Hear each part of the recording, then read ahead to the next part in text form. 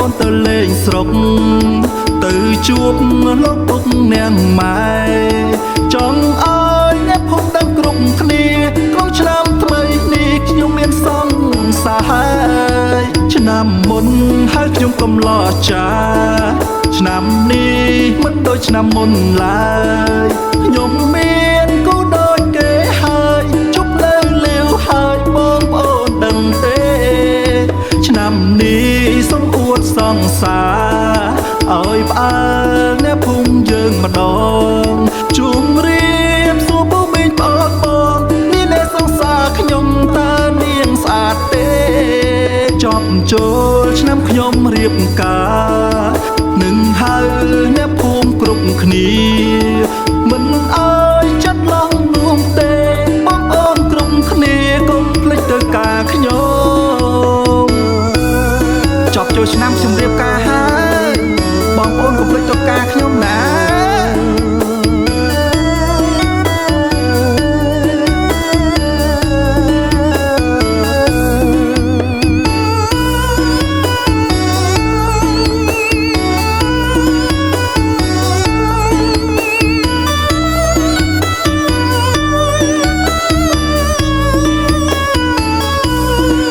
ឆ្នាំនេះនាំអូនទៅលេងស្រុក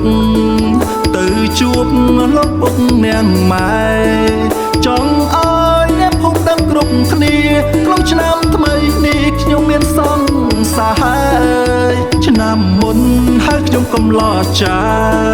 ឆ្នាំនេះមិនដូចឆ្នាំមុនឡើយខ្ញុំមានគូដូចគេហើយជប់នៅលាវហើយបងប្អូនដឹងទេឆ្នាំនេះសូមអួតសង្សារឲ្យផ្អើលអ្នកភូមិយើងម្ដងជុំរៀបសួរពូមីងប្អូនបងនេះអ្នកសង្សារខ្ញុំតើនាងស្អាតទេចប់ចូលឆ្នាំខ្ញុំរៀបការនឹងហៅអ្នកភូមិគ្រប់គ្នាមិនអើយចិត្តឡងនួមទេបងប្អូនគ្រប់គ្នាកុំភ្លេចទៅការខ្ញុំចប់ចូលឆ្នាំខ្ញុំរៀបការហើយបងប្អូនកុំភ្លេចទៅការខ្ញុំណា